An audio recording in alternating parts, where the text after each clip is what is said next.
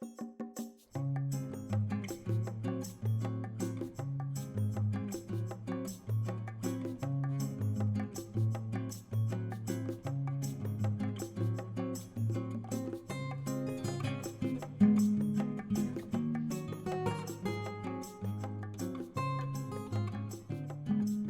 everybody and welcome back. As always, my name is Addie and this is the Knits by AJ Knitting Podcast and this is episode 77. I hope you're all well. I hope you've had a good few months. I suppose it's not really been a few months because I did post my East Anglia Yarn Festival video last month, but knitting podcasts have definitely been few and far between over the past couple of months, and for that I do apologise. I got a new job and just kept running out of time to film these, and the Easter holidays came about, so then my daughter was at home, so it was very, very busy and everything, and we had some birthdays and stuff, and essentially just never really managed to find some time to film a YouTube video in like the adjusting to a new routine and everything. So yeah, nothing massive happened. It was purely the fact that I just couldn't carve out time to film this video. And then honestly, I did procrastinate on filming it because it then felt like a massive job. And it's really not, but yeah, I just procrastinated it because it felt like it was going to be a massive thing. Because then obviously the projects and everything kept mounting up, which is really silly, but I'm sure a lot of people can relate to. So yeah, nothing massive happened. I didn't mean to disappear off of the face of YouTube, but I am back and I have quite a lot to catch you all up on. So yeah, I have got 5 finished objects to talk through. To be fair, most of them are accessories, but yeah, I do have 5 finished objects to talk you through, as well as I think it's 4 whips that I have on the needles at the moment. So yeah, shall we just get into the knitting? I do have a dog in here with me. Ruffles is down here somewhere. Biggs is downstairs, so I may have to pause to go and let him out for a wee or something because I have been up here for a little while. But yeah, should we get into knitting? Because it has obviously been quite a while. I will talk about what I'm wearing, but as it's one of the finished objects, I will get to that at a later point in the video. I'm going to work through these in order of when I finished them, and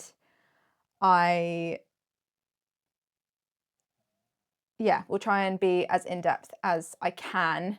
I have been keeping a bit of a knitting journal over the past year, I think. Well, not year. I started it in January. I bought myself a notebook, and I've been writing all of my notes in there because I found it a lot easier to do that than making an effort to trying to make an effort to put it in my Ravelry, because I just don't always have the thought of putting it in my Ravelry. It always feels like a massive faff to like either get out my phone and do it on there or do it on my laptop, whereas I can have this book like next to all of my project bags where I sit on the sofa and I can just quickly jot something down. So eventually I will get to the point where I've put all of these notes in Ravelry. It's just another one of those things that I just need to sit down and do and just haven't got around to yet. So yeah, let's start with the finished objects and then we will go into some whips. I won't do acquisitions because I haven't actually bought any yarn since when I was at East Anglia Yarn Festival, and if you want to see what I got there, then you can go back and watch that video because I did do a haul in that video and it just seems silly to rehash it in this video because I'm pretty sure that this one is already going to be long enough without putting that in as well. So let's start with finished object number 1. So this was the first thing I finished since I filmed last, and this is the Pressed Flowers Kerchief by Amy Christoffers. And I think I mentioned this a fair bit in my previous podcast because I knit the Turtle Dove shawl by Sari Nordland, and I took a couple of influences from this to make that shawl. And then I was kind of umming and ahhing. I wanted something very quick and easy to knit on over a weekend. And I thought, you know what, this is a free pattern. I might as well just knit it because I've been looking at it for so long. So I used the leftover yarns from my Peatland sweater that I knit back in November. So, but I changed the order of them so it looks slightly different and it doesn't completely match that jumper. So the main colour that I used for this one is Telling Yarns Steadfast DK in the colour Rose Hip. So that's this beautiful sort of very blue toned pink.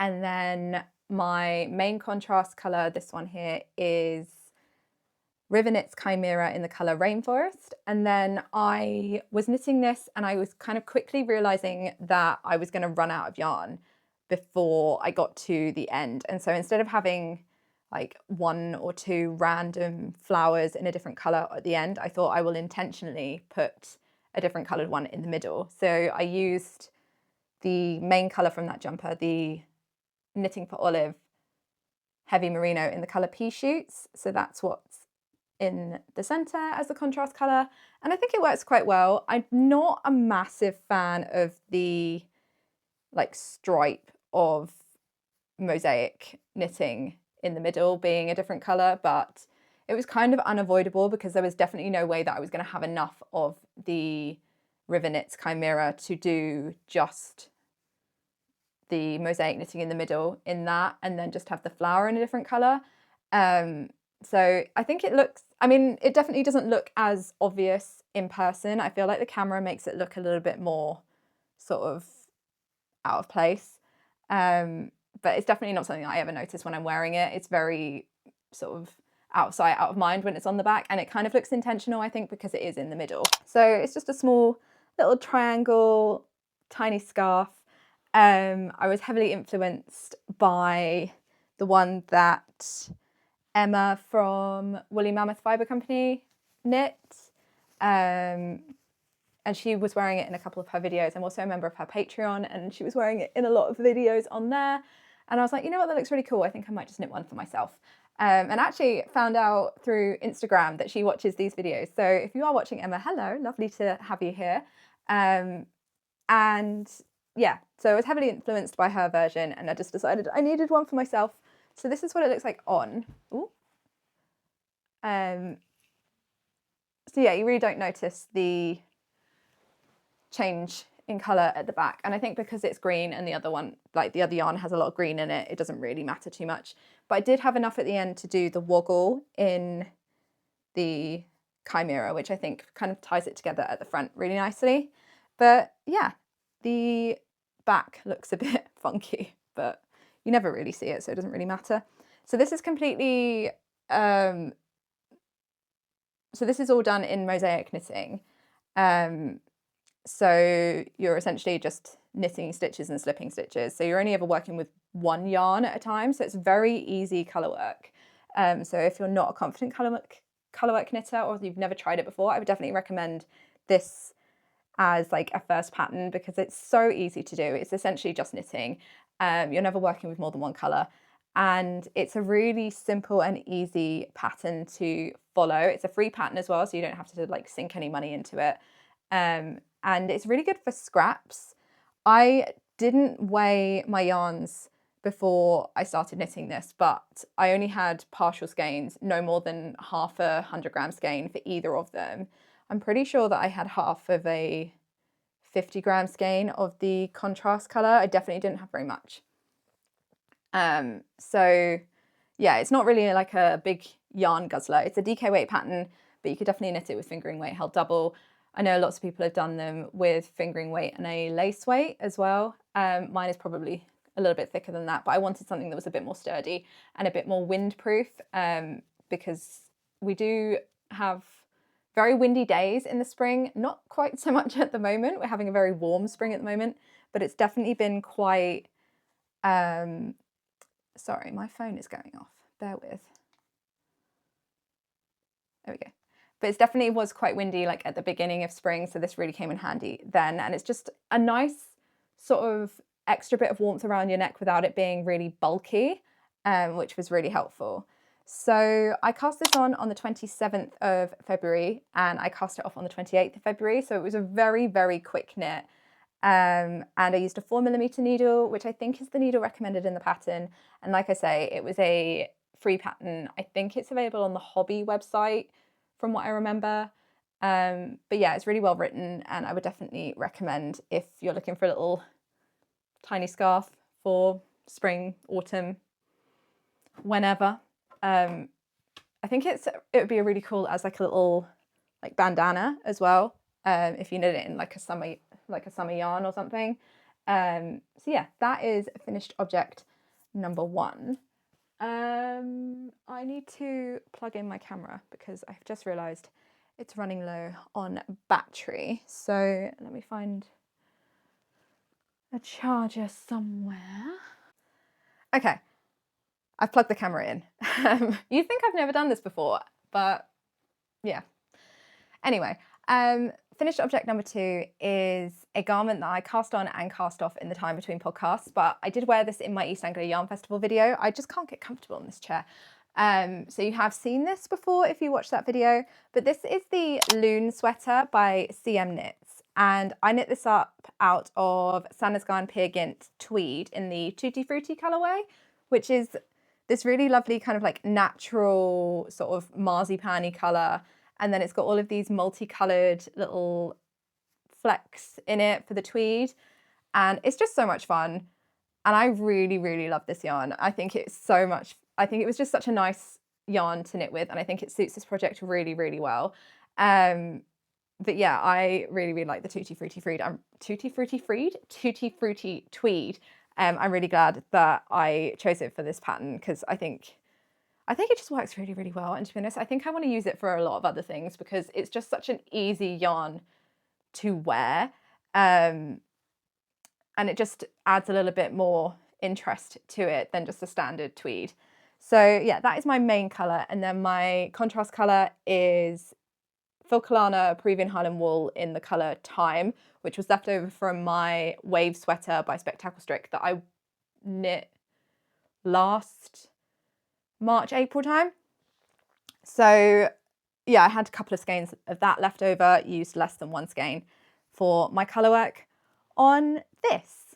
So I knit this with much more ease than is recommended in the pattern. I think if I was to knit this, it's been a little while since I knit this to be honest, but I think if I was to knit the size that was recommended for my bust size in the pattern, then I probably would have knit either size 1 or size 2. But I decided to knit size 3 so that I could have a lot more positive ease. And I had borrowed one of my husband's jumpers and I thought, oh, actually, no, I really like the amount of ease that I've got in this. And so I decided to knit the size that I would usually knit for him to get a bit more ease. And I love the fit of this jumper. I think it just fits so well. It's like the perfect, like cozy, slouchy jumper.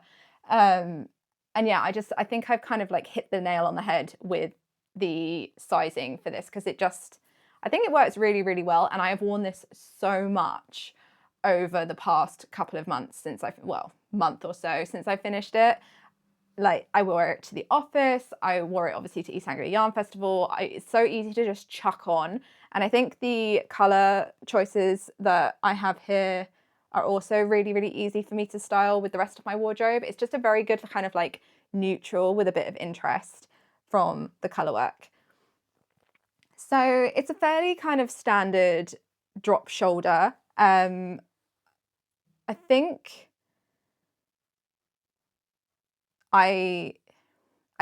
the gauge for this was something like 21 stitches, 28 rows. So it was a very kind of like heavy DK sort of standard gauge. I did have to go down a couple of needle sizes. I think the recommended needle was a 4.5mm. I ended up knitting this on a 3.75mm needle, but I think I've kind of worked out now that my gauge over the past couple of years has just been getting progressively looser.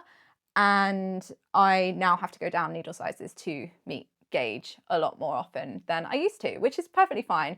Luckily, I'm one of those people that I love to swatch. So yeah, I ended up knitting, I think it was like 3 or 4 gauge swatches and actually casting this on like 2 or 3 times because I kept umming and ahhing over my gauge. And initially, I eventually ended up going back to like the second one that I ended up knitting after knitting like 4 or 5 different swatches and casting this on and knitting the back panel and everything, and ended up on a 3.75mm needle. And I actually managed to hit gauge perfectly with that. So I probably should have just stuck with my gut and gone with that and not ended up knitting like 4 or 5 extra swatches. But doesn't matter. Ended up turning out okay in the end. But yeah, like I say, it's a pretty kind of like standard drop shoulder. You cast on for the back and knit the short rows to make this like sort of trapezoid shape, and then you knit straight stockinette for so many centimeters before you then start the colourwork chart. So the colourwork in this is knit flat, and then there are a couple of increases at the bottom to shape the underarm. And I just decided to do stranded colourwork for this version. I have also got another version on the needles at the moment, which I will show you when I get to my whips, where I have made a couple of further modifications. So yeah, all of that I knit to pattern for the back panel.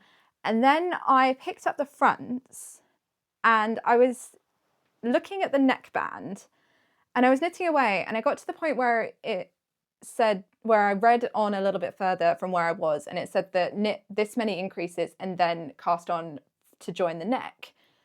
I was like, this isn't very long, this shoulder part. Usually I'm used to, on a drop shoulder, the like seam being like back here, but on this it's like here.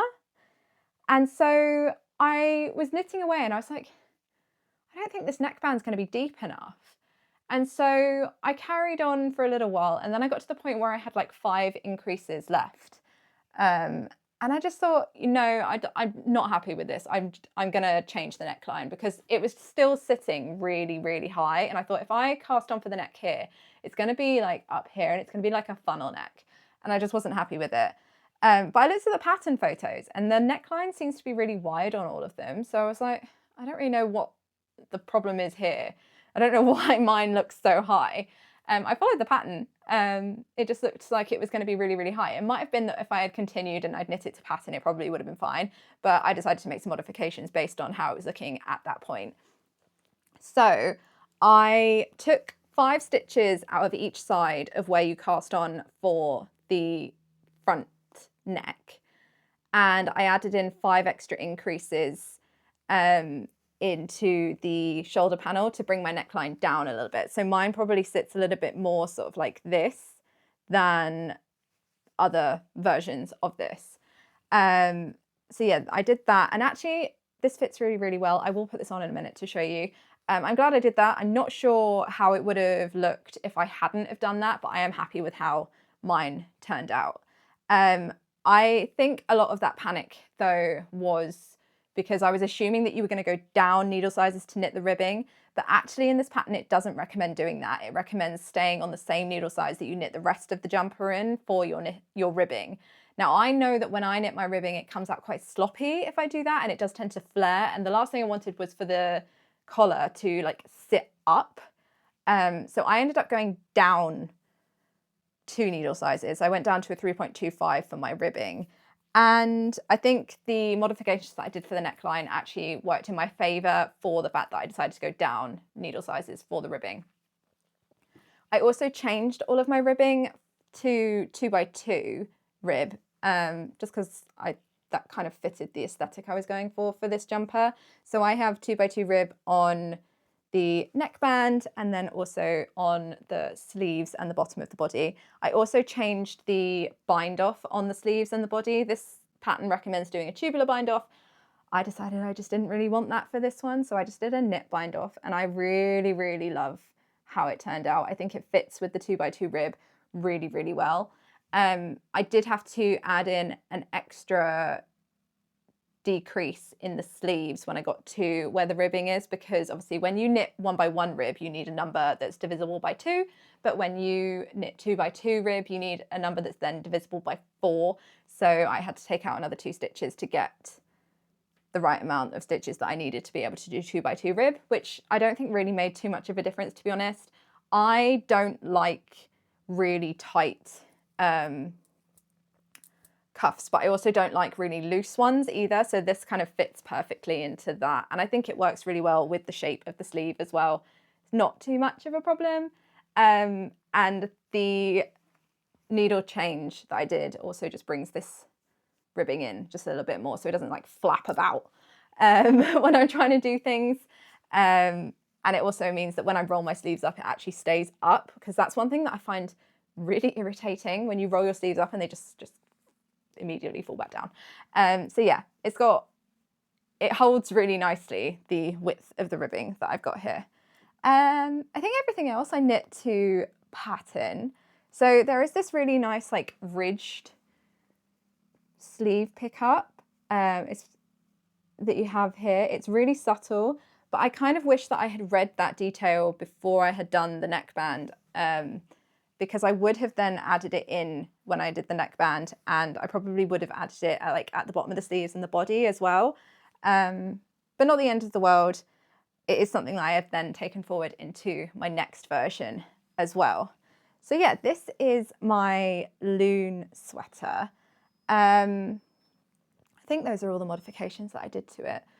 I will show you my colourwork on the inside as well. So this one is just stranded colourwork, and I think it's fine. I did have to catch floats on a couple of rounds because there were like quite large gaps between the stitches, but I think it's worked out really, really nicely. It still looks really nice and neat in the back, and I don't catch my fingers or anything when I'm trying to get the sleeves on, like my hands in the sleeves or anything.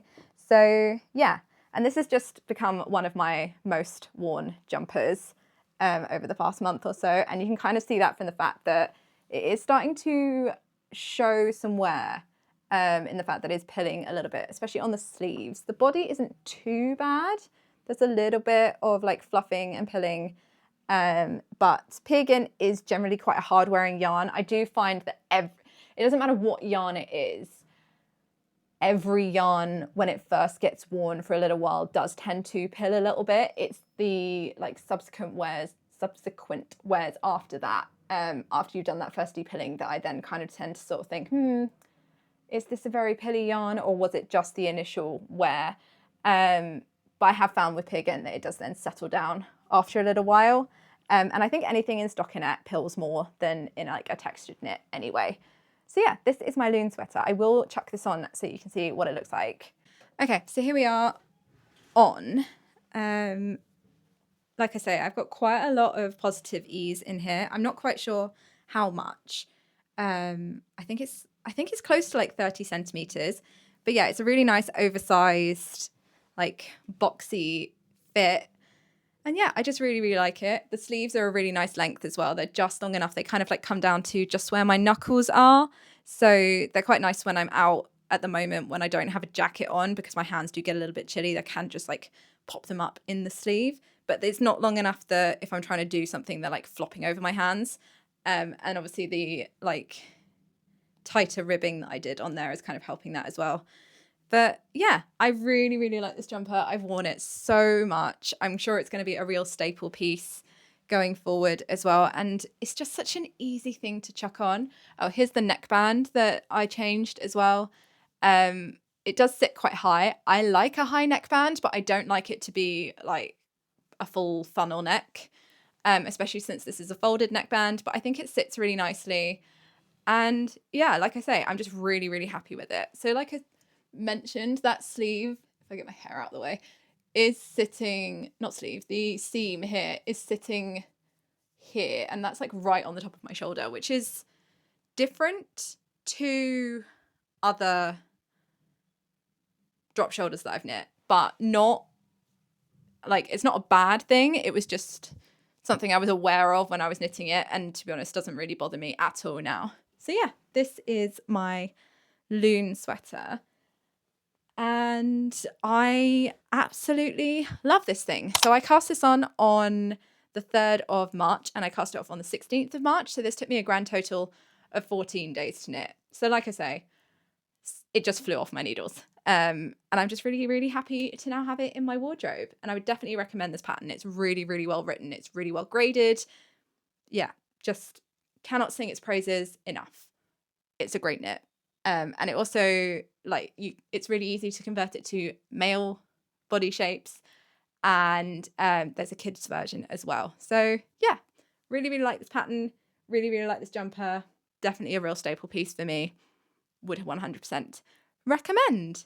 Okay, so finished object number 3 is what I'm wearing. This is the Kintra Sweater by Rebecca Clow. I was knitting this up out of my advent from 2025, which was the Lost Wood advent from Loom. And I got it on the alpaca silk cashmere base. And so you got 12 mini skeins, and then I got 2 of the main skein, which is this lovely kind of like neutral sort of creamy beige. And I think I was talking about the fact that I was going to frog this previously, or I had frogged it. I can't quite remember, but essentially I was having problems with the yoke depth. Now, if I sit on my knees, then I can kind of show you the yoke depth. Okay, so I can show you the yoke depth and also proceed to chuck my camera on the desk. Yeah, so this is where the yoke is sitting now. So for context, my elbow is here. This is like my anti-elbow. And so I've got a fair bit of room there now. I think when I showed this before, the yoke was sitting so low. I feel like the camera angle is now really funky. There we go. Yeah, this was sitting so low that the yoke was like almost at my elbow. And I didn't like that. I wanted to change it. I wanted the yoke to be much higher because I knew that I wasn't going to wear it if the yoke was that much lower. And I also hadn't finished the body. And so I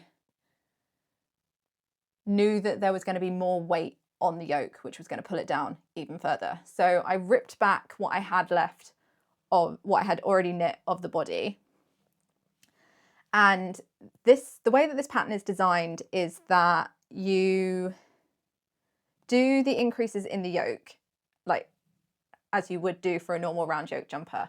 And then there are increases, like raglan increases after the yoke in the short rows that you would then do to lower the back neck. No, not lower the back neck.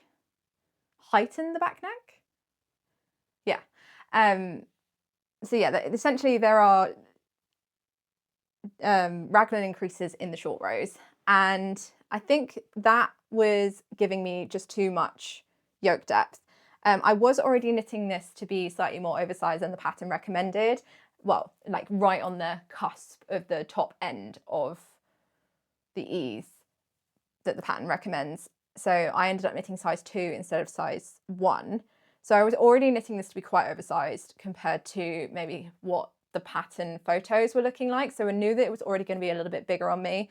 But I don't think I really anticipated quite how long the yoke was going to be. Not helped by the fact that I realised quite late on after I had knit the entire yoke that my loose colourwork gauge had come to bite me in the bum. So I have always had very loose colourwork gauge. I always have to go down at least 1 needle size to get gauge, to like match my stockinette gauge with my colourwork gauge.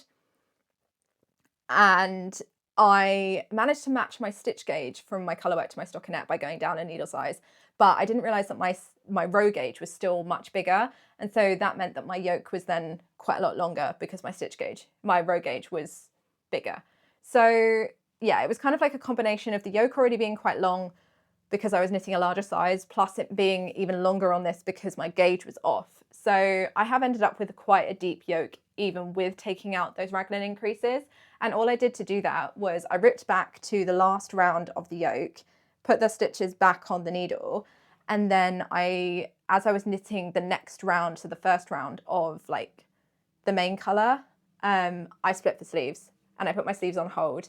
And then I added in the stitch counts for the body that I would have, like the extra stitches that I would have done in the raglan increases for the body, plus the stitches that I would have cast on under the body, under the underarm anyway. I cast on extra stitches under the underarm to account for the missing raglan increases. I feel like I've said that in the most long-winded way possible, but yeah, I added in the increased stitches from the raglan increases into the underarm stitches to then get the body width that I needed. That did mean that my sleeves, when I picked up stitches for them, I did try picking up the smaller amount of stitches because when you do those raglan increases, you increase more for the body than the sleeves. So my sleeves are actually a size 3 sleeves because when I tried to pick up less stitches in the underarm to account for the fact that I had more stitches under there to get the body width than I needed to pick up for the sleeve width. I just got a lot of holes and I think it looked really funny. And I think it was only like 4 or 5 extra stitches. So I thought, you know what, I'm just going to pick up the extra stitches and have slightly wider sleeves. And I don't actually think you would notice. So my sleeves are actually size 3 sleeves compared to the rest of my jumper being size 2. So yeah, it didn't really make too much of a difference in the end. I didn't even do extra decreases or anything to get rid of those stitches. I just knit the size 3 sleeves and they are fine. I'm not bothered by them. If anything, I quite like having a little bit of extra ease. And yeah, not an issue there. So then, to account for the fact that I didn't have any short rows, I took the pattern and I wrote out my own version of the short rows without the sleeve stitches in there. So I essentially just took the short row instructions and just took out the sleeves. And so then I could just knit the short rows into the body after I had split the sleeves. So yeah, that is all I did to alter this. And then I just carried on knitting in stockinette for the body. And if I stand up, I can show you exactly how this looks on. Ooh. I also have some drone footage that we took when I was out walking the dogs at one point. So I will also put that in after this so you can see it. But yeah, this is what it looks like on. And I think it's worked out really, really nicely. I think the yoke is definitely sitting lower now than it was in other versions of this that I have seen, like on Ravelry and everything, but I don't think it's too much of an issue. I don't think it looks unbalanced. I think that's something that could have been a thing if it had been any longer. I did genuinely consider, when I got to about here, ripping it all back and just doing it all in colour work, but I was unsure as to whether or not I would actually have enough yarn to do that, like throughout the whole body and the sleeves, from just the mini skeins. But I'm actually really, really happy with this, and I have worn this a lot. It's surprisingly warm. So this is the, oh, I can't get this chair back in now. There we go. So this is the fingering weight version of Kintra. And it feels like it's a lot thicker a jumper because it is so warm. But I think that's just the mixture of the yarns, the alpaca and the cashmere. They just create quite a nice warm fabric. It is making me want to knit a full fingering weight cashmere jumper, but I'm not really sure that's in my budget at the moment. But yeah, this is a really, really lovely warm jumper, and it's been really nice on those days where it's like warm enough to wear like a light jumper and a jacket. And I'm sure as we move further into spring and it gets warmer and warmer, this is going to be something that I'm going to reach for, especially in the mornings when I go out and walk the dogs or take my daughter to school, just as a light layer whilst it's a little bit chilly in the morning. So yeah, it has worked out really, really nicely. I did have to obviously go in and do some modifications midway through, but I am really, really happy with how this turned out. For reference, I used a 3.25mm needle for all of my stockinette. I used a 3mm needle for my colour work, and I'm pretty sure I used a 2.75mm needle for all of my ribbing, and I did the tubular bind offs and everything on the bottoms of the sleeves and the body, and I did a full like 5cm folded neckband in 1x1 rib, which I think is recommended in the pattern anyway. Oh, and at the beginning, instead of casting on and doing my neckband first, I cast on and did my colour work and then went back and picked up my neckband to give me a little bit more structure here. So yeah, that is my Kintra. And I cast this on the 26th of January and I cast it off on the 25th of March. So this took me a grand total of 59 days to knit. And I don't think that's too shabby for a full fingering weight garment with a full colourwork yoke, which I then had to go back and re-knit a load of. So yeah, I'm very, very happy with it. Oh, I also ended up having to use some frogged yarn in the middle here. And I think it has blocked out really, really nicely. It was definitely looking very kind of wiggly when I first knit it. But blocking has thankfully fixed that.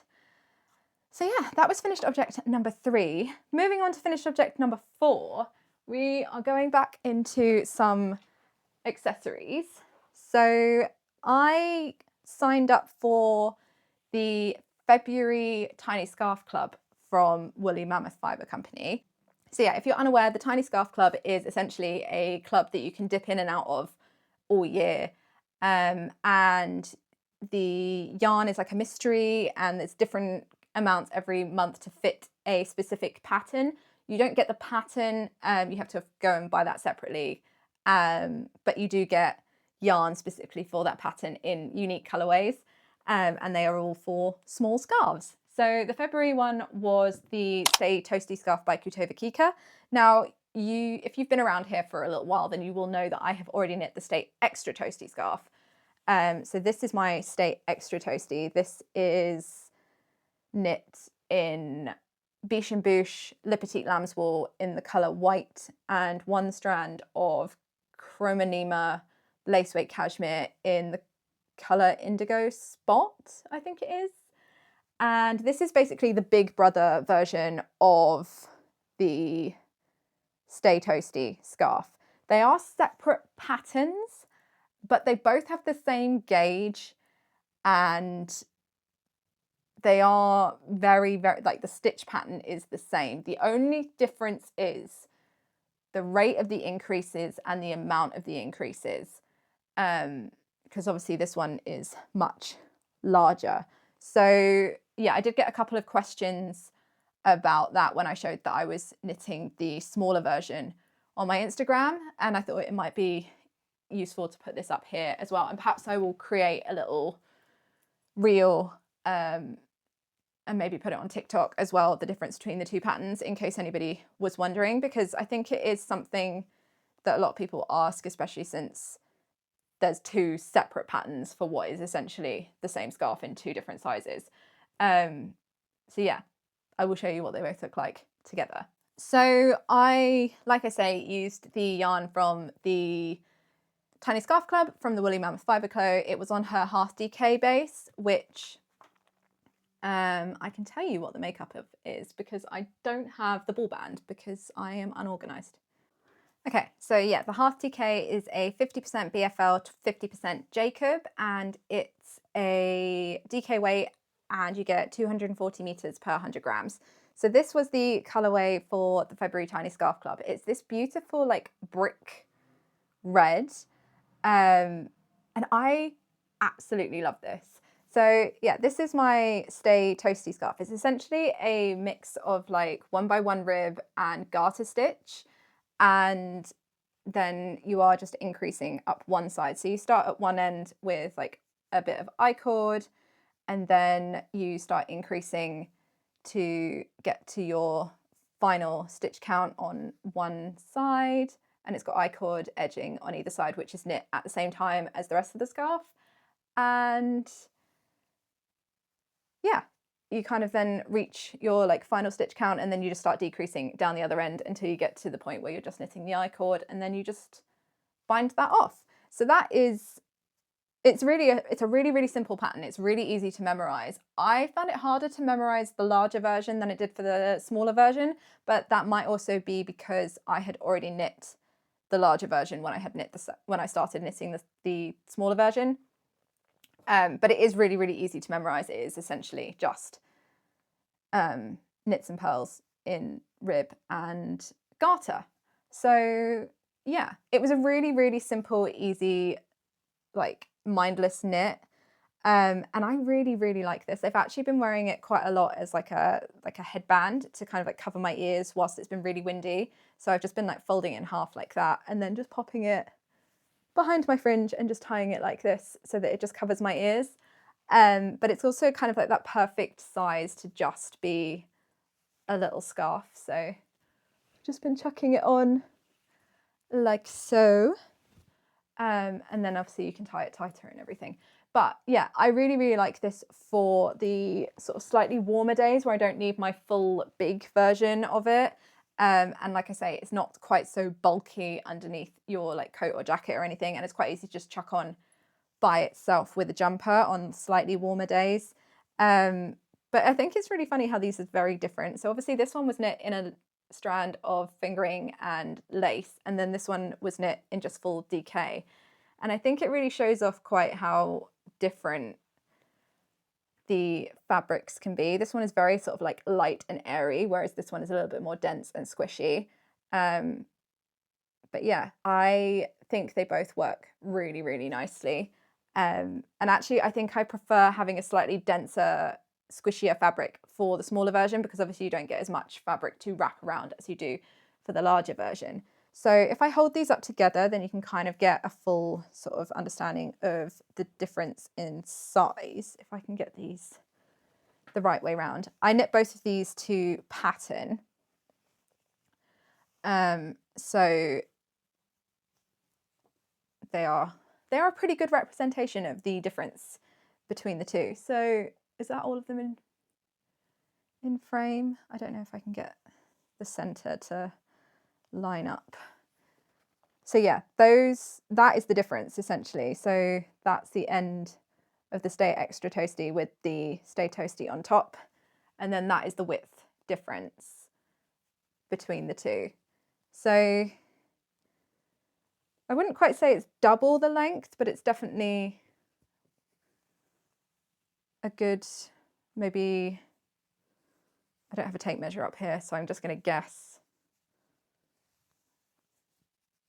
Maybe 30 centimeters each side, 20 centimeters, 20 to 30 centimeters each side wider, longer for the Stay Extra Toasty. And I'd say like 20 centimeters wider at the center point.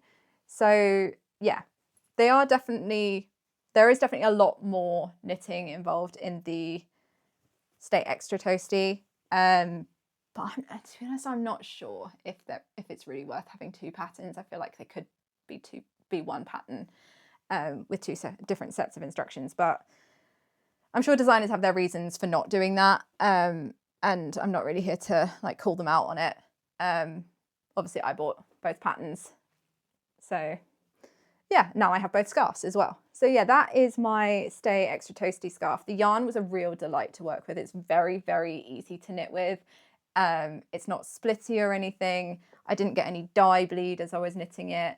And these are all naturally dyed, which I think is really, really interesting. I really want to get some more yarn from Emma's shop. I think she's got a shop update coming like early next week. So yeah, I'm definitely going to be hunting out some more of her yarns because I just think all of her colorways are just absolutely stunning. And yeah, I just really, really liked it. Would definitely knit again. I ended up with quite a lot of yarn left over, so I only used 66 grams for this. I used a 3.5 millimeter needle, and like I say, I knit this completely to pattern. So yeah, I cast this on the 19th of March and I cast it off on the 29th of March. So this took me a grand total of 10 days to knit.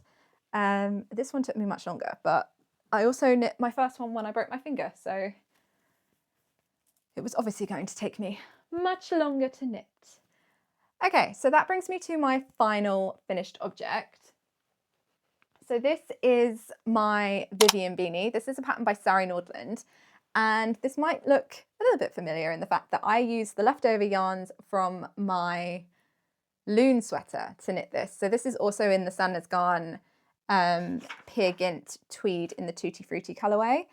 And I knit this using a 3mm needle for all of my ribbing and then a 3.5 for my cables.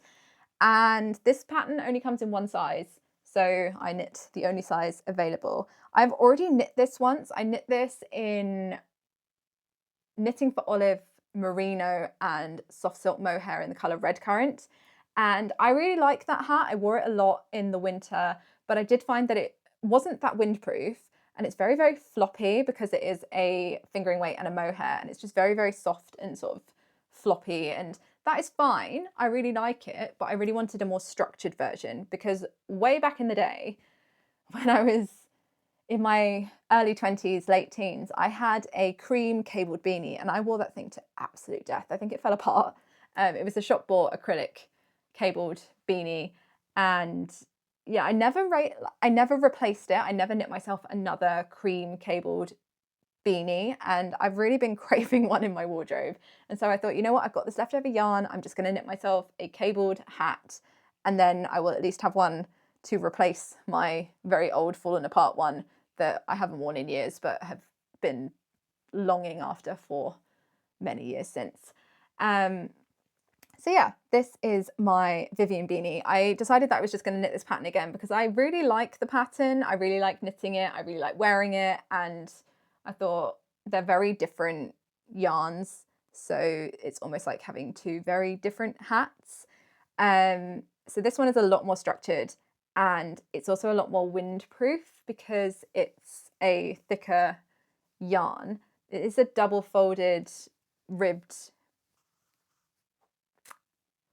brim. I feel like brim is the right word. So you end up knitting, you do like a tubular cast on and then you knit all of your ribbing. It's like 15 centimeters or something of 1x1 rib, which did feel like a little bit of a slog.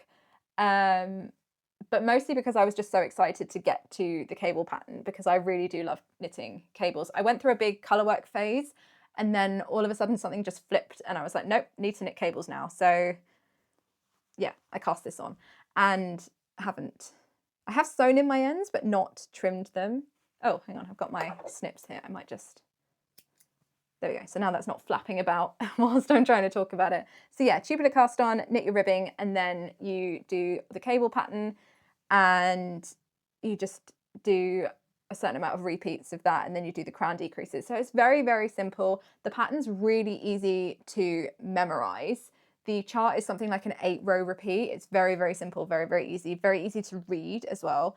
And so yeah, this is also something that just kind of flew off my needles. I think, oh no, I thought I had got a pearl stitch in here, but I think it's actually just where I've got a bit of a loose stitch in the cable. But yeah, this yarn is a real lovely cable yarn. It shows off the stitch definition really, really well. And I know that some people say that Peer Gynt can be a little bit scratchy. I don't find it to be scratchy at all, especially even like on my forehead. My other hat that I wear a lot of is the Weekend hat by Petite Knit, and I knit that in this yarn in a very dark blue.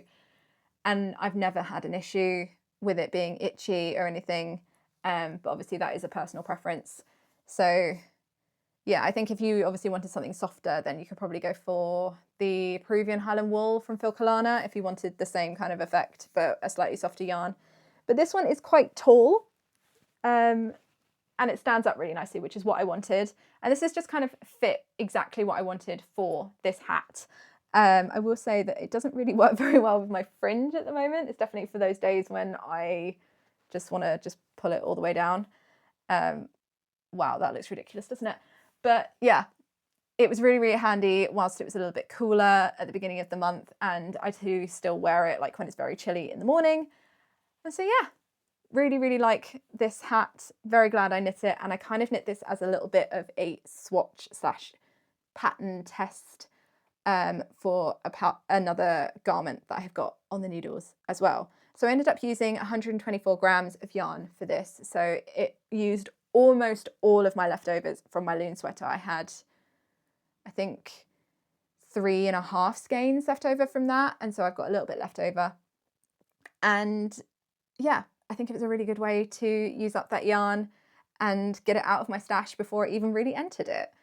So I cast this on the 1st of April and I cast it off on the 4th of April. So it was another one of those ones that just flew on off my needles over the Easter break. And it took me a grand total of 4 days to knit. So that is my Vivienne Beanie by Sari Nordland. Would definitely recommend if you're after a cabled hat pattern. And that is the end of my finished objects. So shall we do some whips? Now, I'm not going to do these in any like particular order.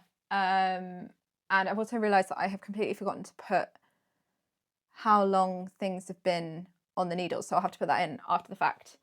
But I will start with the one that I have put the least work in on. I don't actually think I've even touched these since I spoke to you last. So these are my husband's Summer Meadows socks by Charlotte Stone of Stone Knits. Why do these always have bits of ends on them? So yeah, these are my husband's Summer Meadow socks. I'm knitting these up out of West Yorkshire Spinners Signature 4-ply in the colours Dusty Miller and Rouge. And oh, that is looking very, very red on camera. And yeah, I haven't touched them. They've been sat in a bag and I just haven't put any extra stitches on them at all. I have like 2 or 3 centimeters left to do of the foot on this first sock, and then I just need to do the toe and then just knit the second sock. And I just haven't done it. I just haven't done it. And I feel really awful about the fact that I was knitting these for my husband and I have not finished them yet. And I cast them on back in like early February. But I think once I had finished doing the yoke of my Kintra and I had done the yoke on my Loon Sweater, I just was a bit colour worked out and these just kind of fell to the bottom of the list. I will hopefully try and make a bit more of a positive, like a bit more of an effort to work on these over the next couple of weeks before I film next, because I do think they're a lovely pattern. It's a really, really great pattern. And they are really fun to knit. I just fell off of the colour work wagon a little bit. And obviously they are a gift knit for my husband. So I do really want to get those finished. So I'm kind of showing these to force myself to work on them a little bit more to then be able to show them in the next podcast with a little bit of progress on them. So yeah, please hold me accountable to the fact that I need to finish those socks, because I need to stop leaving them lying around and not working on them. Perhaps I need to take the bag downstairs and put it by where I sit on the sofa so that I'm more like aware of the fact that they are there. So I had cast those on the 9th of February, and so they have currently been on my needles for a very long time, of which I will put here because I have not worked it out yet and I will have to do it whilst I'm editing. So yeah, those are my husband's colourwork socks. Yeah, I just need to get back to them. I haven't really had the brain space for a full colourwork chart recently, but hopefully now things have settled down a little bit, I will actually get back to them.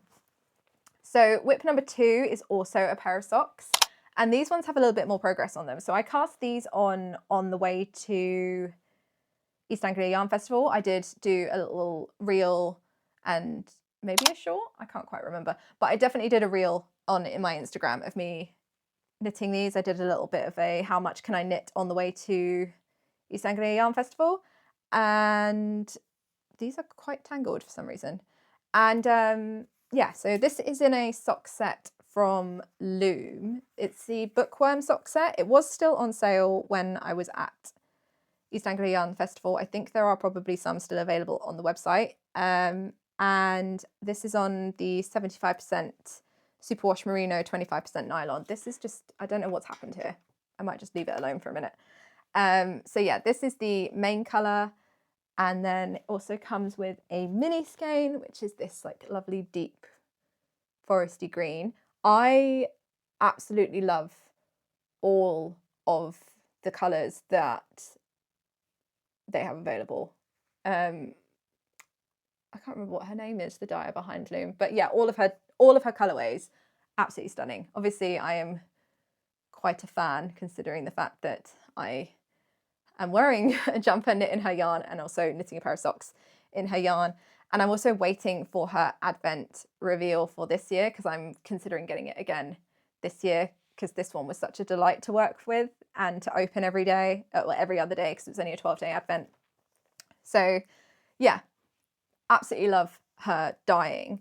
Anyway, this is the first sock. This is just a 2x2, not 2x2, sorry, 2x1 self-drafted ribbed sock. So I did 10 rounds of 2x1 rib on a 2mm needle for the ribbing at the top, and then I changed to a 2.25 for the main body, and I've kept that going all the way down to the toe. And so I did 5 round stockinette stripes for the top of the sock, just to put some interest up there with the mini skein. And then I changed back into 2x1 rib, and I did just 2x1 rib for the leg, and then I did a heel flap and gusset, and then I have just done stockinette for the bottom of the foot and 2x1 rib on the top of the foot, and then I've just done a wedge toe in the contrast colour. And this first sock felt like it went really, really quickly, possibly because I was mostly knitting it in the car whilst we were driving to and from East Anglia Yarn Festival. And it was just very easy to have this sat next to where I sit on the sofa, and I just used to pick it up and knit a couple of rounds on it, like whilst we were watching telly or something, or whilst my daughter was reading to me. And then I just completely lost all of my sock mojo. So I have cast on sock 2, and I've done the rib, I've done the stripes, and I've started the leg. I've just kind of like fallen out of love of knitting socks at the moment, and I do feel like this happens quite often this time of year for me. I get into a real garment kick, and I end up having like an easier garment on the needles and also a more complicated garment on the needles. And I usually use my socks as not only like a portable project, but also a like simple project for when I just want to do like a little bit of stocking out or something. And because I have a jumper that I'm knitting that's mostly stockinette now, that's kind of taken that space in like my knitting routine. So yeah, my socks have kind of just fallen by the wayside a little bit. But I do want to get these finished because I am kind of running low on socks at the moment. I've had a couple of pairs wear through recently, some of my older pairs, and so I do kind of feel like I need a fresh pair in the rotation. So I do kind of want to get going on these again. Now that we are out of the Easter holidays and my daughter has gone back to swimming and ballet, I'm going to start taking these with me while she does those classes, to kind of have something to knit on that's easy and portable. So I think they'll kind of get picked up a little bit more now that we're back to that. But yeah, they just haven't had a huge amount of work at the moment. So I cast those on the 20th of March, and so they have currently been on my needles for this amount of time. I will try and make sure that I have actually worked this out before I start filming for the next podcast. But yeah, so that was whip number 2. Whip number 3 is a garment that I have cast on recently. And this is another Loon Sweater by CM Knits, and this is a version that I'm knitting for my husband. So when I bought this yarn, I bought enough to knit one for myself and enough to knit for my husband because he decided he wanted one as well. And he doesn't really have any sort of like thicker, like heavy DK worsted jumpers at the moment. He has an Aran weight cabled jumper that I knit him, which I think is the Moby Sweater by Petite Knit. And then he has all of the fingering weight jumpers that I've knit for him as well. So I think this one will fit in quite nicely as a nice like thicker layer for him, especially as we kind of move into not needing like a jacket and a jumper and just maybe needing a like slightly more windproof jumper. So I do kind of feel like I need to get a bit of a wiggle on with this because that bit of weather that we have is often quite short at the moment, and then we suddenly get a heat wave. So yeah, I need to get a bit of a wiggle on with this, but I have made a fair amount of progress on it. So this is also in Sandnes Garn Peer in one of their tweed colorways. So this is the green tweed, which is color 8085. So this is what it looks like in the ball. And then the contrast colour that I used is the Natural Melange colourway. This is what I have left after doing all of the colour work on his version. So those are the yarns that I'm using. I'm also knitting this up in size 3. So it's exactly the same size as mine, although I haven't altered the neckband on this one, and I have done it completely to pattern. So I've knit it on the larger needle size, the 3.75 needle that I was knitting the rest of the body on, and I have also done it slightly shorter and in 1x1 rib because he wanted the 1x1, not the 2x2 that I have on mine. I also went in and added that pearl ridge that I wanted to add on mine but didn't get round to because I had already put the neckband on before I read that part of the sleeve pickup. So yeah, I added that in, and I'm going to do the ridge at the sleeve pickup and then also on the ends of the sleeves before the ribbing, and also on the end of the body before the ribbing as well, just to tie it all together a little bit more. But otherwise this is completely to pattern, and it's fitting him really, really well. The size 3 is the usual amount of ease that I would put in for his jumpers. It's about 10 centimetres, 10 to 15 centimetres of positive ease. And it fits in really, really nicely. I'm kind of about halfway down the body after the underarm. I need to do maybe this amount more again, and the ribbing to make this long enough for him. I always forget how much longer his torso is compared to mine. So yeah, it's about halfway there. I also obviously need to do both of the sleeves. I am kind of stalling on this a little bit. I feel like I need to just pick up a sleeve and get going on that because the body is just feeling a little bit monotonous at the moment.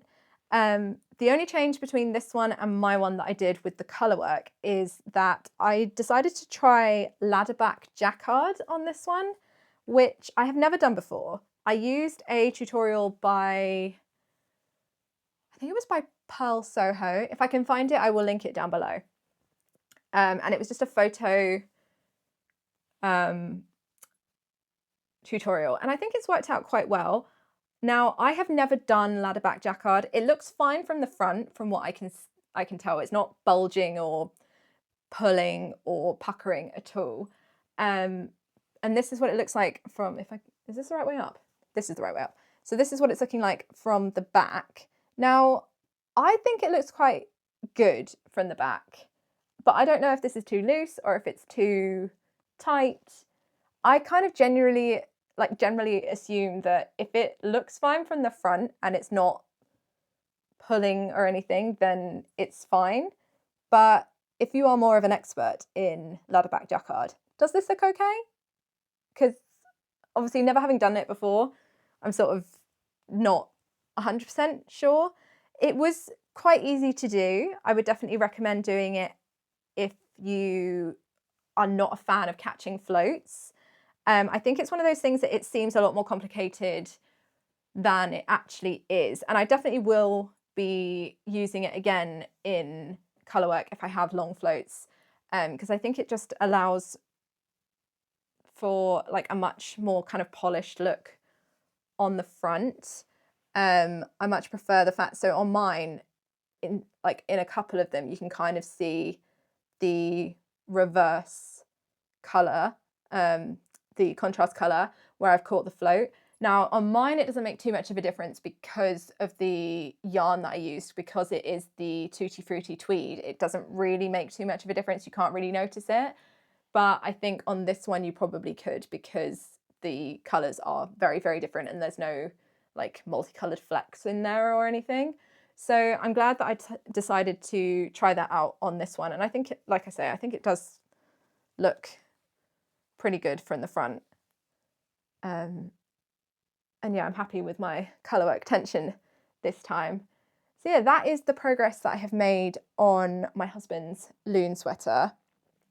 And if I find my notes, I will be able to tell you when I cast this on. So I cast this on the 26th of March, and so it has currently been on my needles for this many days. So yeah, that was whip number 1. No, whip number 3. I've lost track already. And then that brings me to my final whip. Now this has been taking pretty much all of my attention since I cast it on.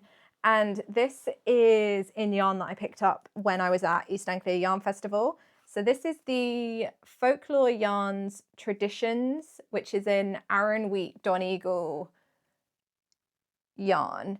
And it's this lovely like pink base with loads of multicolored tweedy flecks in it. And it's a very like heavy tweed. There are lots and lots of flecks in it. They're very like, if I get the one that I'm using, they're very, very close together. And it's like a very frequent tweed, which is really, really nice. And I did kind of wonder when I bought this if it was going to be too busy for the pattern, but actually I think it's working out really, really well. So this is the Vivi Cardigan by Sari Nordland, and it's essentially like a round-necked cardigan with all over cables. It's a drop shoulder, and I have been wanting to knit this for quite a while. Obviously I've knit 2 of the Vivienne Beanies, and they are the same cable pattern, but obviously on a hat, and this is on a cardigan. And I was watching Tall Tale Knits podcast, and I saw that she had knit a version of this in this beautiful green. Now she used a reclaimed cashmere yarn, I think, and she made quite a lot of modifications to make hers look more like a jacket, and I'm kind of emulating that version with my version with a couple of little tweaks. So I am obviously using a like thick Donegal yarn. It's got quite a lot of structure, like you'll be able to see. This is quite stiff of a fabric, but that's kind of what I wanted. I also wanted this to be a bit more of a jacket, and I am doing some of the modifications that she did in hers, in the fact that I have also added in the lateral braid, although she added 2 onto hers and I have only added in 1. I will put a picture of her version up here. But yeah, oh, and I should say this is in the colour Wildflower. And so yeah, I added in a lateral braid at the pickup for the front from the back, which then leads into this like twisted stitch ladder that you get here. And then I also added in a lateral braid when I picked up the sleeve as well. I also changed all of the reverse stockinette into moss stitch. So I have moss stitch panels going down. I'm not a massive fan of reverse stockinette on cable patterns. I think sometimes it looks a little bit flat. And I think that the moss stitch kind of makes this pop a little bit better. I also think it works really, really well in this yarn. Like it really accentuates all of the like tweedy flecks in there. And then I've also added in a little bit more ease into the body. So I'm kind of knitting this off gauge. The pattern gauge is 21 stitches and 28 rows. I am knitting mine at a gauge of 19 stitches and 32 rows. So my stitch gauge is wider, but my row gauge is shorter. And I think that's because I'm doing moss stitch instead of reverse stockinette, because the swatch is knit in reverse stockinette and I obviously swatched in moss stitch to make sure that my gauge was going to be okay. Now I didn't want to go up any further needle sizes to try and adjust my row gauge because my stitch gauge was already quite big, and I didn't want this to be too floaty and drapey. I wanted it to have quite a lot of structure because, like I say, I wanted it to be more like a jacket.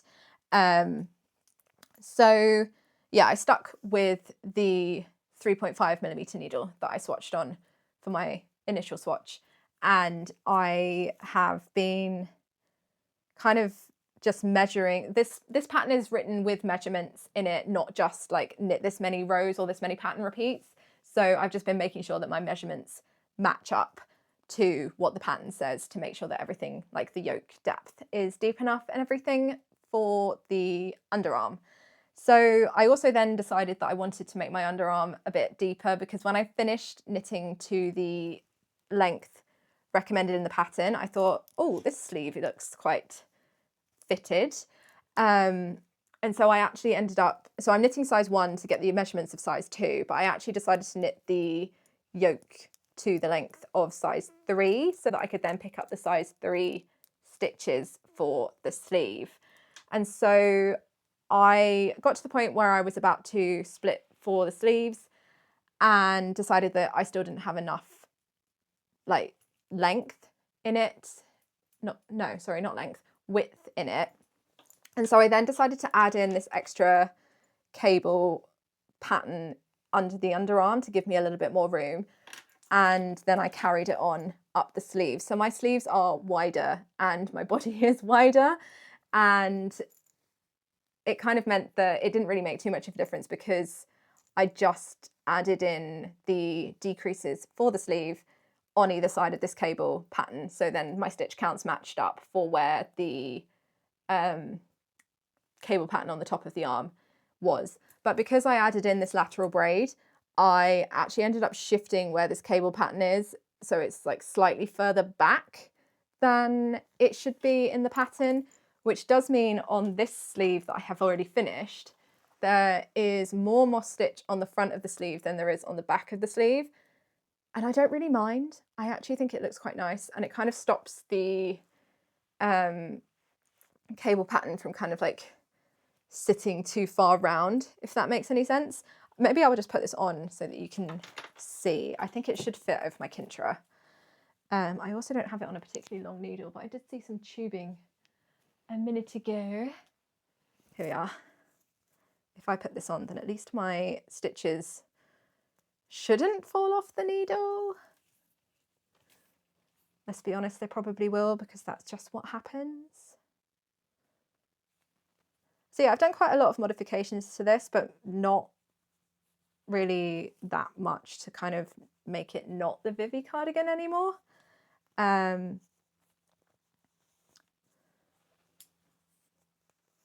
just had a very clear vision of what I wanted, and I think it's working. I do need to do a mid-project block on this just to make sure that it is actually sitting how I want it to. I would have liked to do a mid-project block with the collar attached, but I did have a little peek forward in the pattern, and the collar is attached after you've done the button band, so I would need to have finished the body before I can do that. So it kind of made it so that I couldn't really do that just yet, because the reason I want to do a mid-project block is to double check the length of the sleeves. So I have finished one sleeve, and I'm like halfway down the other sleeve, but I stopped this one after I'd finished the decreases and got it to the length that the pattern recommended, and then didn't do the ribbing because I do want to double check that sleeve length.